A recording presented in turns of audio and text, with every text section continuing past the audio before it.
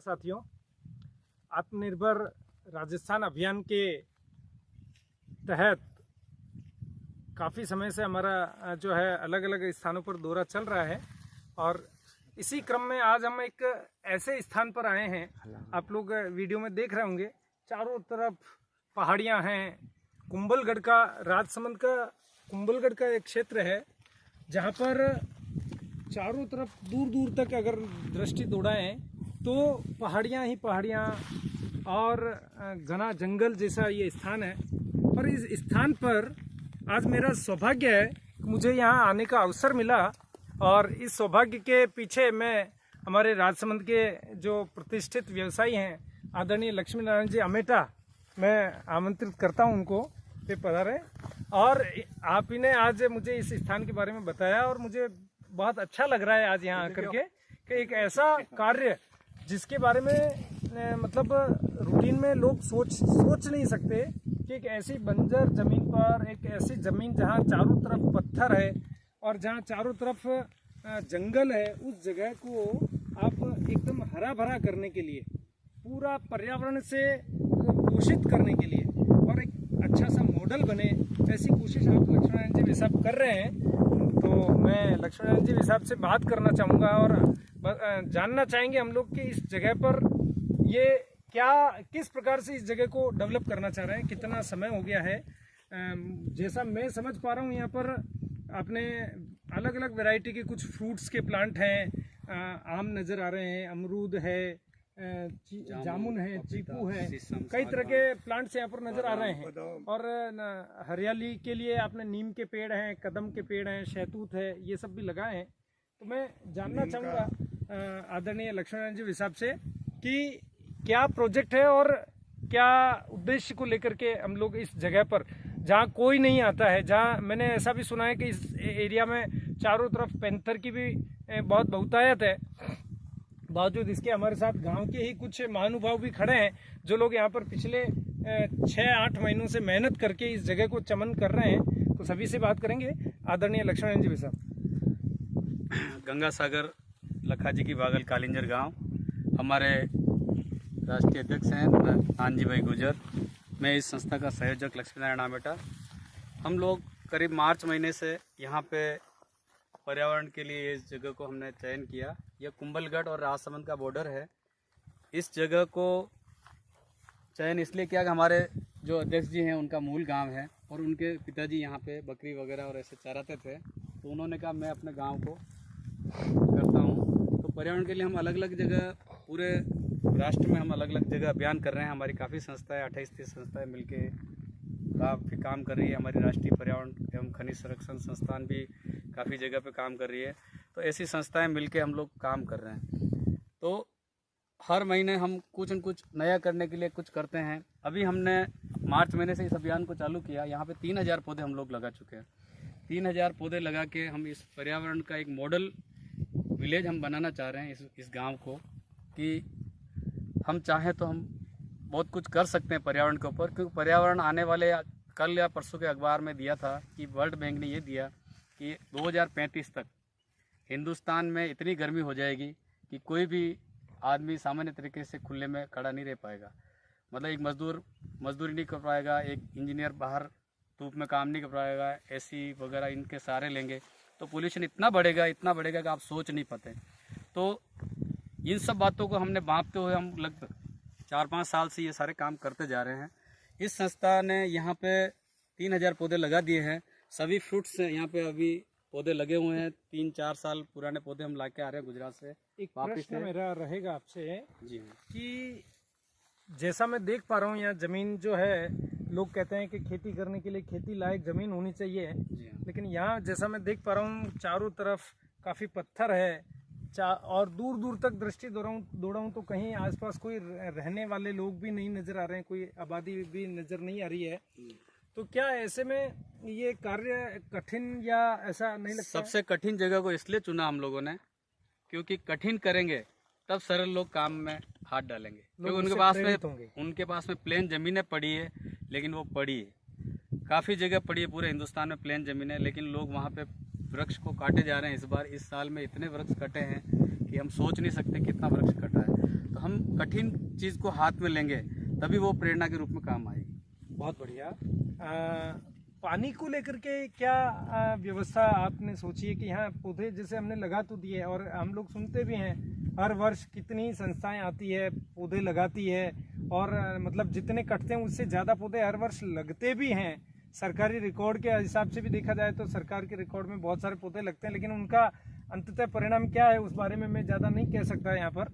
लेकिन आप क्या मानते हैं इन पौधों के पानी के लिए अपन क्या प्लान? पौधे लगने और कटने पे तो हमने RTA से मांगा है, भी राजस्थान सरकार से भी मांगा है, और भी अलग अलग स्टेट की सभी सरकारों से हम मांग रहे हैं कि आप पौधे कितने लगा चुके और अभी आपके भौतिक सत्यापन में कितने पौधे आपके लगाए हुए जिंदा है। तो ये भी हम मांग रहे हैं, और उससे भी हमारा वो नहीं इंटेंशन, हम तो ये चाहते हैं कि भाई कितने पौधे हमारे जिंदा हैं आज की तारीख में, कितने लगाए उससे हमारा कोई मीनिंग नहीं है। यहाँ जो पौधे लगे हैं जी हाँ, इनके पानी के लिए अपन क्या व्यवस्था करें? इनके पानी के लिए हम टेम्परेरी तो एक बार हम लोग अपनी संस्थाओं के माध्यम से, हमारे नानजी भाई साहब वगैरह सब मिलके जन सहयोग से इसको करीब 2 टैंकर पानी डेली का आ रहा है, हम लोग कर रहे हैं। लेकिन अब हमारे एक ट्यूबवेल सैंक्शन हो गई है पंचायत में, उसका बजट भी पास हो गया है, तो हम पंचायत से अभी वो शायद 5-7 दिन में यहाँ पे काम चालू हो जाएगा, हमारी ये भी हो जाएगी। और पानी के साथ में अभी हमने एक ओपन वेल के लिए भी काम किया है,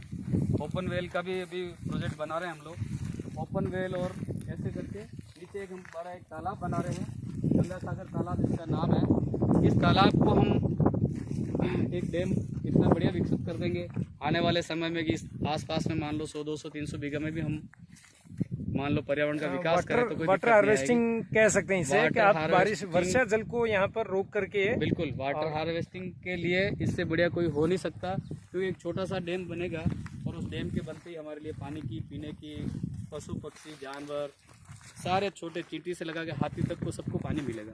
इंसान को पानी तो मिलना ही है कहीं कहीं से, चाहे वो खरीद के भी लाएगा, पानी बोतल लाएगा, कुछ भी करेगा, लेकिन आज पशु पक्षी और जानवरों के लिए पानी की सबसे बड़ी प्रॉब्लम है।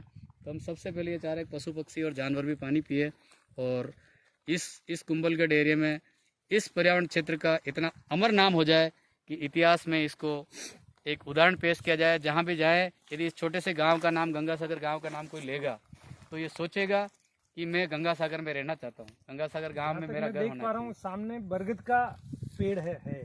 जी मैं जितना समझ पाया हूँ, लोग बाग आजकल काम तो करते हैं, लेकिन काम उतना ही करते हैं जितना कि इंसान के फायदे का होता है।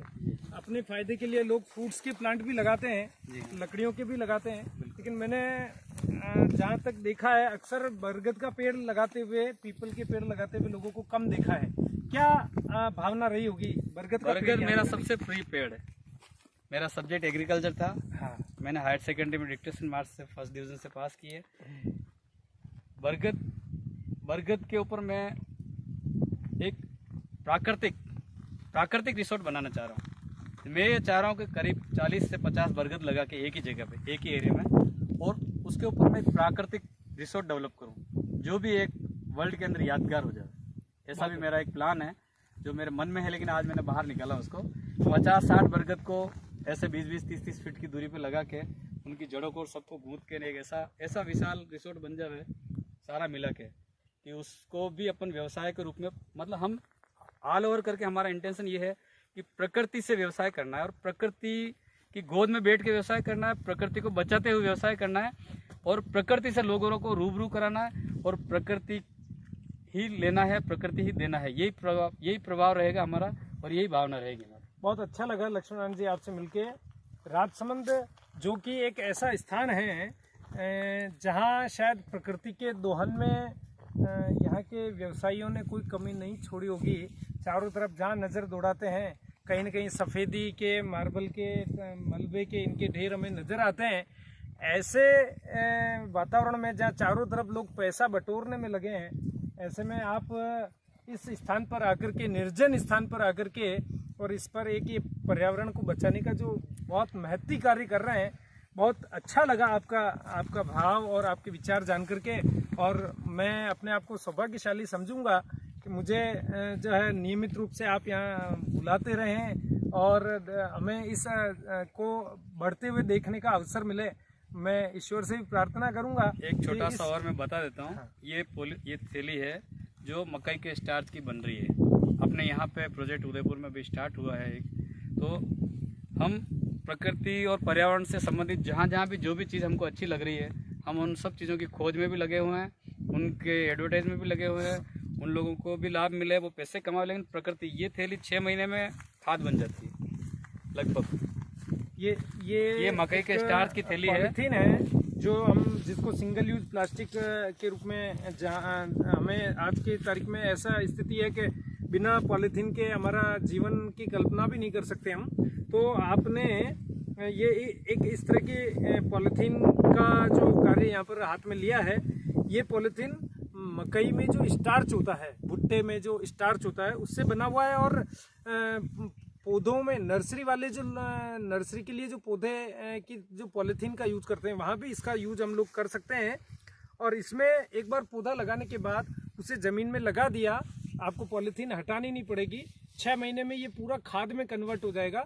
तो ये एक बहुत बड़ा ऑप्शन इस वर्ल्ड को आपने दिया है। अमेटा साहब हैं आप। ये ऑप्शन हमारे साथ ललित नारायण जी अमेटा हैं। फास्टर आप थोड़ा सा इसके बारे में और भारतीय विस्तार से संस्था, बताएंगे। आप किस संस्था से हैं और क्या संस्था? फतेहनगर से हैं आप भी बताएं कि। नमस्कार, मैं ललित नारायण अमेटा।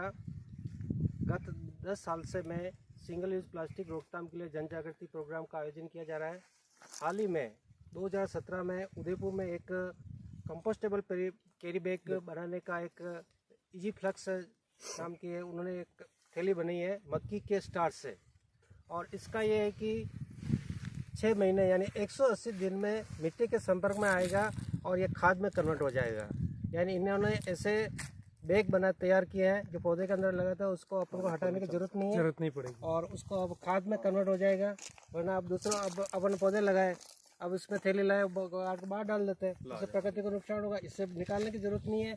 और इस तरह से अपन एक प्रकृति रक्षक ये पॉलीथीन का अपन उपयोग करना है और ये संदेश देना चाह रहे हैं। आज इस प्रकृति की गोद में आए हैं तो हम ये आशा करते हैं कि ये संदेश पूरे इंडिया में जाए और पूरे विश्व में जाए कि अपने राष्ट्रवन में कपड़े की थैली यूज कर सकते हैं अपन। हाँ, जहाँ तक मैं समझ पाया हूँ, अपने पुराने जो कपड़े होते हैं उसकी थैलियाँ भी अपन काम में ले सकते हैं। कोई जरूरी नहीं कि अपन बाजार से खरीद के लाएं। तो बहुत सारी चीजें हैं अपने पास। विगत छोटे काम 2-3 वर्षों में आत्मनिर्भर कृषि अभियान से जुड़ने के बाद मैं एक बात समझ पाया हूँ कि प्रकृति कभी भी, जब हम प्रकृति में कोई बैलेंस बिगाड़ते हैं या प्रकृति को इम्बैलेंस करते हैं, तो प्रकृति स्वयं उसको बैलेंस करने के लिए कुछ ऐसे जीवों का निर्माण करती है, कुछ ऐसे घटकों का निर्माण करती है जो हो सकता है हमारे लिए भी हार्मफुल हो। जैसे हम लोग प्लास्टिक का यूज करते हैं, तो प्लास्टिक जब इस प्रकृति में, मिट्टी में जब मिक्स होता है तो उसको बैलेंस करने के लिए प्रकृति स्वयं ऐसे कीड़ों का, जीवों का निर्माण करती है जो उनको खत्म करने की कोशिश करते हैं, जो हमारे लिए भी हार्मफुल होते हैं। यदि हम ऐसे प्लास्टिक का उपयोग नहीं करें तो प्रकृति को ऐसे बैलेंसिंग की आवश्यकता नहीं पड़ती है। चारों तरफ हम देखते हैं आजकल अतिवृष्टि, अनावृष्टि, इस तरह के इम्बैलेंस पैदा हो रहे हैं। तो ये सब प्रकृति का बैलेंसिंग का एक कारण है। तो बहुत अच्छा ऑप्शन आपने दिया है ये डीकम्पोस्टेबल जो है पॉलीथीन का। और मुझे लगता है कि आने वाले समय में ये पॉलीथीन का स्थान ले लेगा और पॉलीथीन इस पृथ्वी से जो है, इसकी जो ये प्रकृति को नष्ट करने का जो बड़ा वो चल रहा है, वो धीरे धीरे ख़त्म हो जाएगा। मैं आशा करता हूँ आपका ये इनोवेशन जो है इस विश्व में बहुत बड़ा परिवर्तन लाएगा। और इसी के साथ थोड़ा सा इस कैमरे से हम चाहेंगे कि आप दर्शकों को एक बार यहाँ जितने भी पौधे लगे हैं, और मैंने ये भी देखा है यहाँ पर पौधों के लिए जिस पहाड़ी पर पानी की व्यवस्था बहुत मुश्किल है, आपने पौधे को जो लगाया है पौधे की नंबरिंग भी डाले सावधानी रखी है, सारी जगह पे सावधानी ये रखी है कि चूंकि इसका ढाल इस तरफ है, तो ढाल इस तरफ होने से आपने आगे आगे इसके जो है दोरा बना दिया, ये डोली बना करके, और ताकि बारिश का पानी अपने आप इस तक आए और यहाँ ठहरे। और सभी पौधों में आपने ये ध्यान रखते हुए सबका ढाल जिधर से है उस तरफ से पानी की, कहने का मतलब है कि काफी कुछ काम प्रकृति स्वयं कर देगी। हमें सिर्फ एक बार जिम्मा हाथ में लेने की आवश्यकता है, थोड़ा सा प्रयास करने की आवश्यकता है। चारों तरफ मुझे इस पहाड़ी पर फलदार वृक्ष और छायादार वृक्ष नजर आ रहे हैं और आने वाले 2 से 3 सालों में ये व्यवस्था बहुत ही जोरदार स्थान का स्वरूप ले लेगी और हम अपेक्षा करेंगे कि बहुत जल्दी जैसे ही यहाँ पेड़ पौधे बड़े होते हैं हम फिर और बड़े बड़े वृक्षों को यहाँ देखने के लिए फिर से मुलाकात होगी। सबसे धन्यवाद। बकरी और इसकी खाद से भी हम लोग पूरा इसको कर रहे हैं। हाँ, और यहाँ पर पेड़ पौधों में मतलब कहीं कोई खाद की भी पूरी व्यवस्था की गई है। भी लगा रखे अंदर, कहीं सब्जी भी डाल रखी है, ऐसे बहुत सारे। अच्छा, एक चीज और जो देखने को मिली है वो सबसे बढ़िया मैं आपको यहाँ पर दिखाना चाहूंगा। यहाँ पौधों के बीच में जहाँ पानी हम पिला रहे हैं उन पौधों के पास में कुछ सब्जियां भी मुझे देखने को मिली है, जैसे टमाटर हो गया, टमाटर के अलावा पालक हो गया। मतलब पौधे को हम पानी तो पिला ही रहे हैं और पौधे की जड़ें जमीन में नीचे जाने वाली है। ऐसे में जो ऊपर का स्थान है, ऊपर के मिट्टी में ये टमाटर के पौधे यहाँ जैसे लगे हैं। अब मतलब जो लोग यहाँ कार्य करने वाले हैं, ये लोग यहाँ पर अपने खाने पीने के लिए सब्जियों की व्यवस्था भी इनकी हो जाएगी। ये यहाँ पर टमाटर भी लग गए, आम का पेड़ ऊपर जाता रहेगा और साइड में चूंकि पानी की व्यवस्था, खाद की व्यवस्था सब हम कर ही रहे हैं, तो लगे हाथ मोगरी ऑर्गेनिक, ये मोगरी यहाँ पर लगी है। तो कहने का मतलब है कि एक ही तीर से हमने कई सारे निशाने साधे हैं। ये मूली यहाँ लगी है, टमाटर यहाँ लग रहा है और यहाँ जो व्यक्ति रहेगा पहला उसके प्रयास है मात्र 6 महीने 8 महीने का मतलब इसको हम लोग एक तरह से पूरा आत्मनिर्भर कृषि का एक मॉडल कह सकते हैं कि आपने यहाँ पर लग जाते हैं 5-5 10-10 साल, वो काम 6-8 महीने में करके 6-8 महीने में हो जाएगा। बहुत बढ़िया लगा सर यहाँ आकर के। आने वाले टाइम हम यहाँ नर्सरी भी बना रहे हैं अपनी, सब कुछ छोटे छोटे ऐसे काम है। पानी की व्यवस्था कर रहे हैं, सोलर पंप की व्यवस्था कर रहे हैं, ओपन वेल की व्यवस्था कर रहे हैं, मटर वगैरह भी लगाए हैं, अभी मटर भी लगाए हैं। बहुत बढ़िया सर। आपको कैसा लगता है? अच्छा लगता है। अभी क्या संभावना दिख रही है? ये जगह जो है, ये जो पहले जिसको बंजर और बीहड़ कहते थे, वो जगह आने वाले समय में अच्छे से डेवलप हो जाएगी। होगी नहीं, पूरा विश्वास है आपको? इसका मेहनत कर रहे थे, होएगा ही। मेहनत कर रहे हैं तो होगा।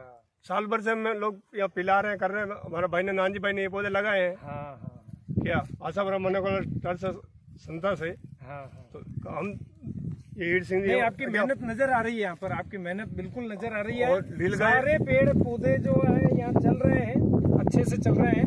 बहुत बढ़िया लगा। साल भर से हम लोग मेहनत कर रहे हैं, तो इनके पीछे कर रहे हैं।